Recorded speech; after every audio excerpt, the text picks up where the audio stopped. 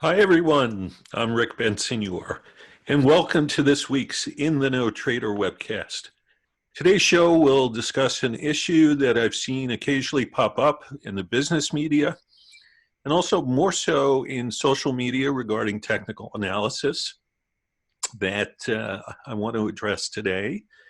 We'll also review some of the key charts that we think are important to look at, including the NASDAQ 100 Qs, the 20-year bond ETF TLT, the dollar index via the UUP ETF, and we'll also look at gold via GLD.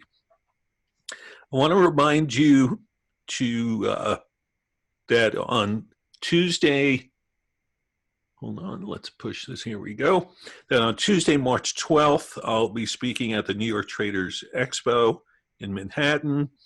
The show runs from Sunday, March 10th to Tuesday, March 12th.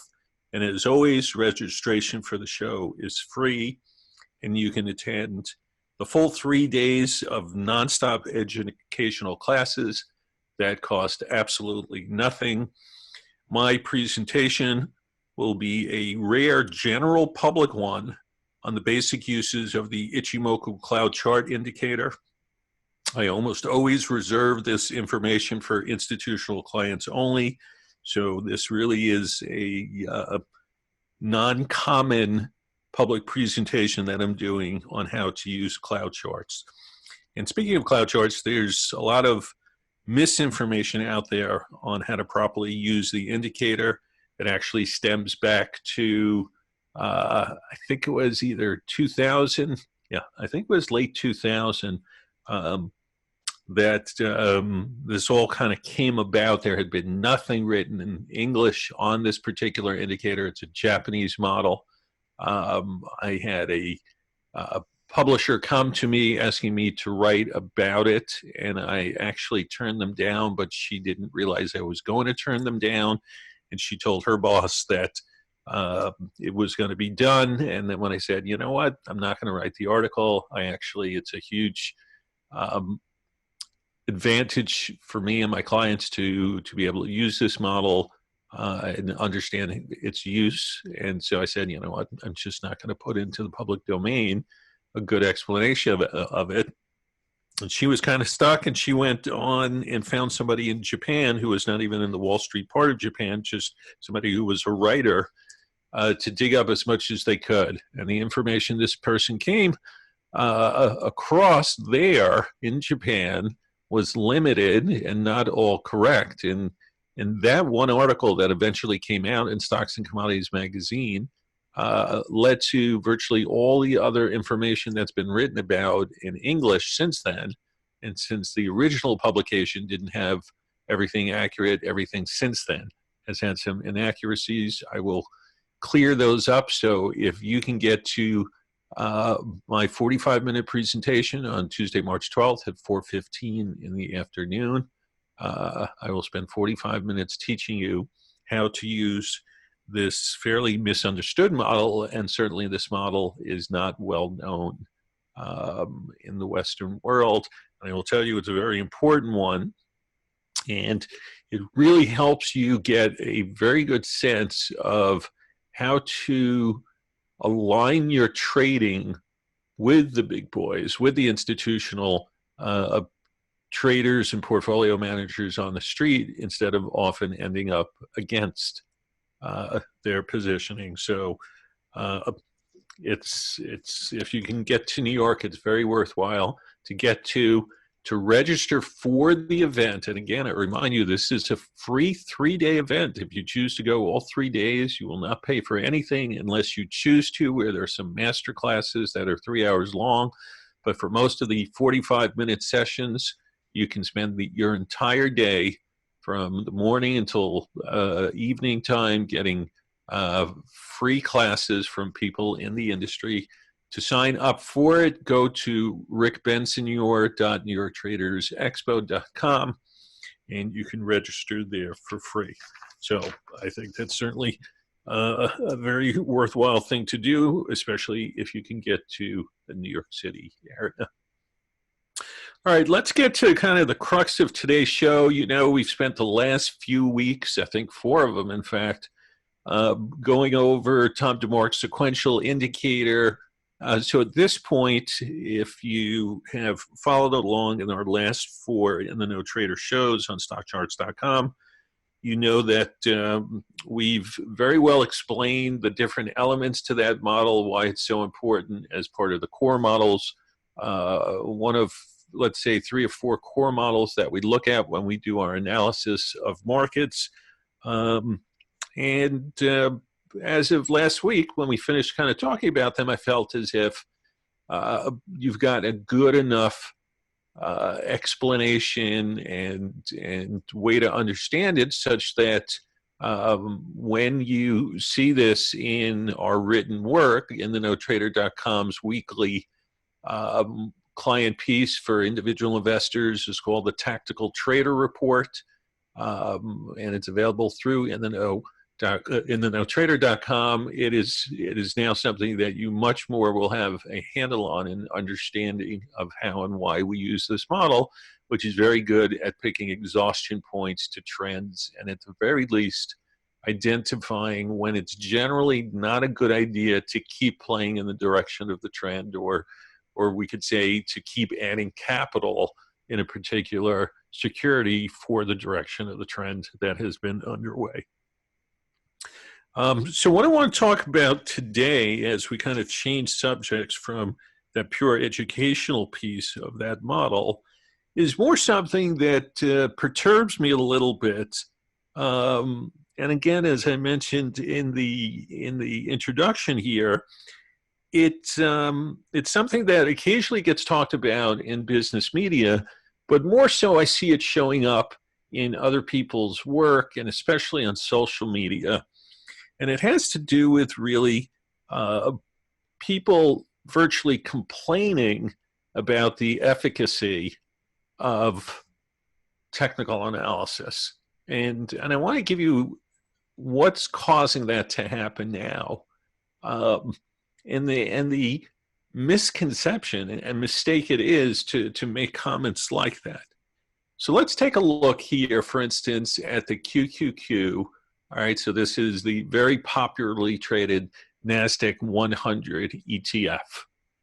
And the S&P is going to look similar, not quite the same, because technology, whereas the S&P had 3 highs between 2800 and 2820 in the fall that were kind of equal highs. Here, as I move my mouse into this area, you can see that we had declining highs. So it wasn't, this actually showed that technology was weaker than the S&P, but certainly this is a good enough chart to use to explain kind of what's gone on in the last few months, and why it concerns me when I hear and see some of the comments that people who are even in our industry and on the technical side have made. And so let's address this. Let's start off here. We see that that the market broke down in December, right? We obviously had a very significant decline getting into that Christmas low. And in doing such, the market took out the February low, which had held all year on any prior sell-offs, right? The February low had stayed the low for the year. And we turn and, make all-time highs going just about into October 1st, and then we start the decline. And even the decline bounces all came without taking out the February low. They hadn't even taken out the April low, and things were good until mid-December, when everything fell apart in a matter of 1 week. And if you count kind of 1, 2, 3, 4, 5, 6, 7 bars down to the low, so about a week and a half of trading, plummeted the market, got people talking about bearish market. The media jumps on this too, and in the sense that often, not always, but plenty of times the media kind of hypes what's going on. And all you heard for a week or two was bear market, S&P down 20%. I don't recall offhand how much NASDAQ 100 was off at the time, but I suspect it was even more. just because technology had been weaker. So everything's about the bear market, the new bear market, and then you get everybody crawling out of the wood and out of the cracks and saying, how far down this is going to go, and this is the beginning of a major move down. And of course, the top that we saw in the fall was going to stay the top for months, if not years to come. And that essentially the top was in place. And then we start bouncing, right? So we had the day, I think it was after Christmas, we had that huge day where the Dow was up over 1,000 points, the S&P was up over 100 points, the NASDAQ here had a massive up day. We can blow this up a little bit, right? So massive, massive up day. Minor pullback a few days later, and then it's been ripping ever since. And here's where the issue comes into play. And look, I have to assume if you're listening to this webcast, you are technically inclined. That doesn't mean that you don't look at fundamentals, you don't look at other things, but I got to think that if we're doing a webcast on StockCharts.com, that you are a technically inclined, chart-looking investor. So you kind of fit into the category of people who use charts and make decisions off of what charts tell us. And here's where the issue comes into play. The decline here in December is said to be a new bear market. It is not something that we in our writings ever called a bear market. A bear market doesn't happen in 5-7 days of a quick decline under some prior low that then immediately snaps back and then pulls back and holds the same low that everybody was referencing as being, oh, we broke underneath it. The problem has been is that the bulk of technicians using technical analysis in the way that they've learned are now looking to sell rallies because they've determined that we're in a bear market. So many people instantly put up Fibonacci retracements. So I took the all-time high and the low in December, and the 38% retracement is here just north of 160. And you can see for a few days, the Qs kind of stall there. Any major pullback? Not at all. Basically, if you sold it in there, you had one day to cover and make some money. But if you were a bear, you weren't doing that, because how many people do you know were talking about a test of the lows, and that the street is looking for a test of the lows? This is a dead cat bounce. It's not going anywhere. So you have plenty of technicians telling clients to sell here at a 38% retracement.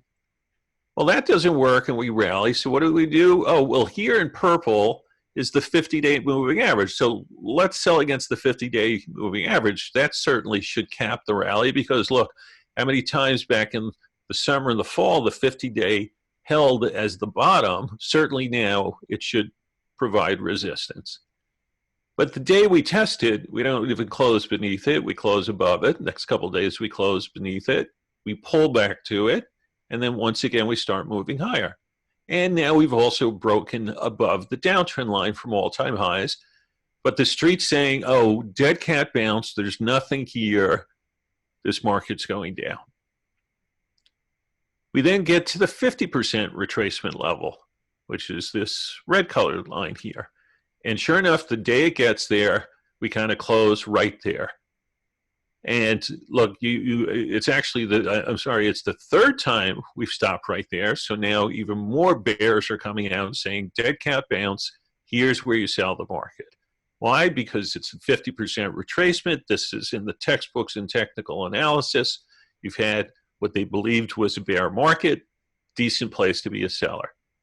Except after the third time up, we gap higher. And now that's become an invalid point. And yet, basically, since the 38% level, you've been bearish and telling people to sell this supposed dead cat bounce. Then the market shoots strongly higher. And where does it stop? Of course, for a couple of days, it pauses at the 62% retracement level, which is typically the most important of the Fibonacci retracements. And yes, it worked for all of 2 or 3 days. And so if you're a very deft trader who's in and out that quickly, you could have made money in just a quick couple days. But at this point here too, the bears are pounding the table saying that's all it's going to go, and that a test of the December lows is still very much in the cards.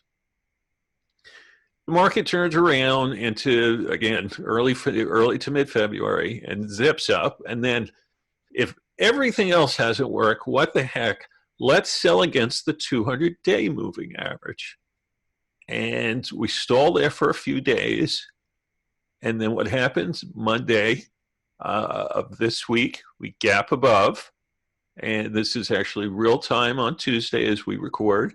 So we are now also above the 200-day moving average. So everything that people threw at this market from a bearish point of view didn't work. And what happens is you start hearing now that technical analysis doesn't work. That one person's LinkedIn article I read and actually commented on was that the markets are so manipulated that fundamental analysis is no longer worth looking at. Technical analysis is no longer worth looking at. There's nothing worth looking at because this is a manipulated market. And again, quoting the person, trust me, this will all end badly and you will lose money if you don't heed my advice of getting out of the market. This is the type stuff that comes about when price action doesn't follow what many people think it should. And this part of this is I'd say almost a problem slash lacking component in technical analysis textbooks, is that this idea that technical analysis didn't work basically all came about because in here in December, we broke the February low and therefore sold down enough to qualify this as a bear market because the S&P got 19.8% down from all-time highs. And as I said, Q's got more, and I think even Russell's more. One thing to comment about is how many people here use the often spoken of 20% move from a higher low starts a new bearable market? And if so, I ask you to question yourself, why are you listening to that? Where did it come from? And just because a newspaper or a TV show that covers markets says it, I will tell you that some 30 years ago, give or take, that idea of a 20% move for a bull or bear market to start, or even 10% correction or 10% bounce off of a low as being a correction and a down move, never existed.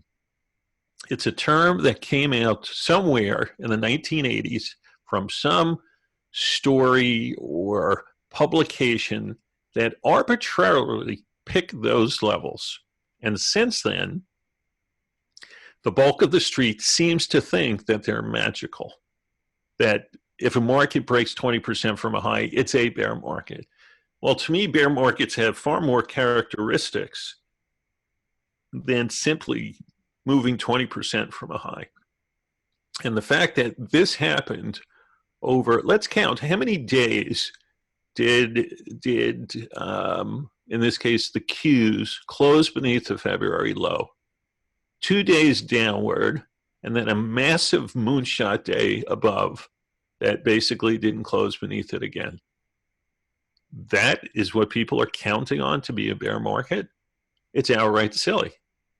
By early to mid-January, we had told our clients, and if you're an in-the-know trader client, you know this, that there was no bear market. We are not in the midst of a bear market, and that, in fact, the December low was not just the low for the U.S. markets, but the global equity markets all bottomed in December, just about Christmas time. So this move up, to me, is the beginning of a very solid move that's coming. And it doesn't mean we have to just simply take out the all-time highs from October in the S&P or the Qs anytime in the next month or two. It doesn't necessarily mean that. But we never fought. We weren't selling against these levels in any formal way other than saying, you know, here's a 38% retracement, or here's a 62% retracement. But we didn't put out any formal sell recommendations until late last week. And our in-the-know trader report comes out Wednesday nights, and in there we said, take a little off the table. So if you look at, so here's Tuesday, Monday, Friday. So right in here, having nothing to do with the 200-day moving average, we said, given this move, we think we're getting close to some type of exhaustion level, and not an exhaustion level that's coming way down, testing December's low or anything like that. It may be just 3 or 4% if it even gets that far.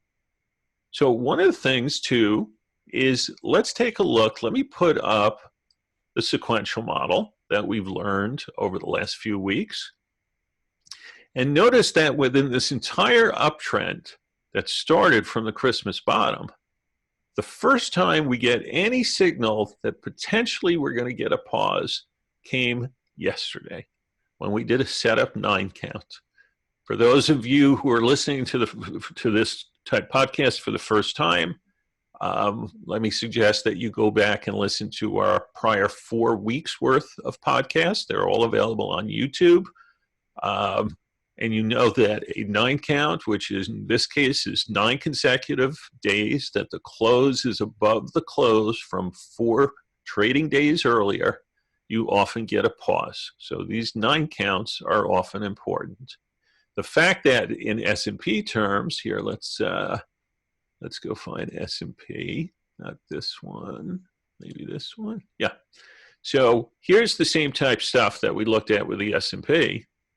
And if we put on sequential, unlike the Qs, this is actually had gotten a 13 signal a little over a week ago.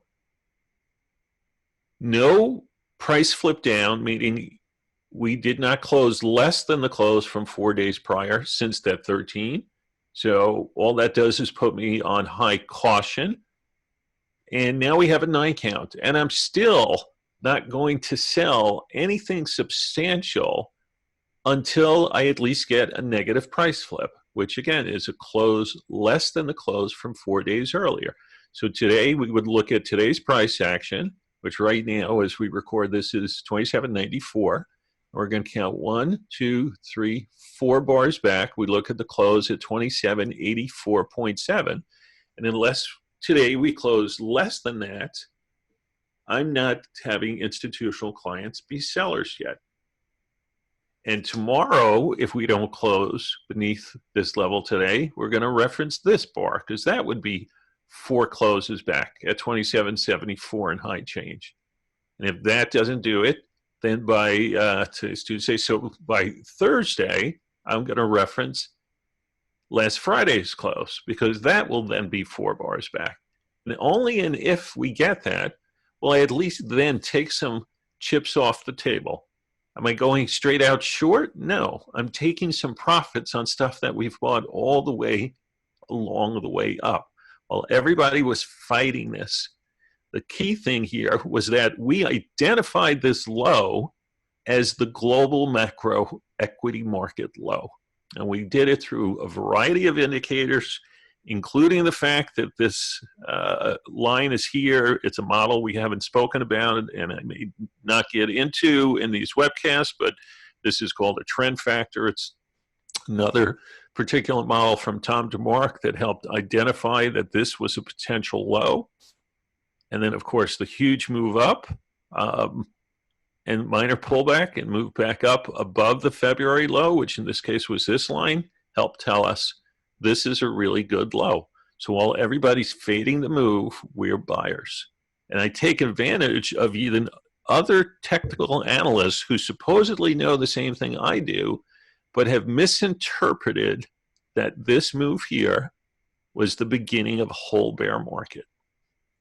So the most important thing I can tell you just before we quickly review charts is understand that technical analysis is a tool to help better figure out what's going on in the market. I care less about rules and textbook definitions of what's supposed to be, because much of that is hearsay. It's not necessarily back-tested enough to prove over time that it's correct. It's a guide. Technical analysis is a helpful tool and a guide to hopefully sway the odds a little better than 50-50 that what you're thinking of doing in the market is correct. And that's why you can have two people, there's some old joke in the business that show, show 4 technicians the same chart, and you'll get 5 answers of what's possibly going on. So we don't all think the same way, and experience comes a lot into how you choose what to do and when you do what you do. And I'll tell you, it's not easy being a buyer when the world apparently is falling apart. But again, I don't take that this down move followed by a massive up move and pullback that then breaks back above and keeps going gives me any sense that this is the beginning of a bear market. And because we had other indicators we were looking at across like the ACWX, the ACWI Oral World Index that suggested that we had a low in place in December, that to me was a crucial key element of deciding that this was actually a bull market to play and not a bear market to play. And therefore, there's a big lesson in this, and that is pay less attention to what you hear on TV, pay less attention to what you necessarily read, unless you come across certain people on the street who consistently get the game right.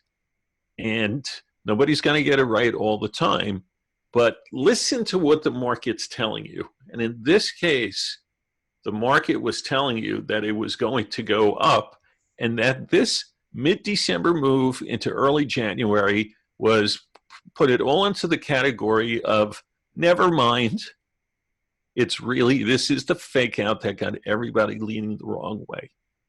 So actually, I felt it important enough to spend the entire show today on this so that we're not going to get to charts. We'll get them next week. We'll update you. In fact, we'll start things off. And in 2 weeks, we have a very special guest coming, Stephen Shork, who is an expert on the energy side of the business. So tune in, and thanks very much for watching today's show. And once again, as always, if you want to get in touch with me, do so at rick@inthenowtrader.com. I'm Rick Bensignor. Thanks for listening.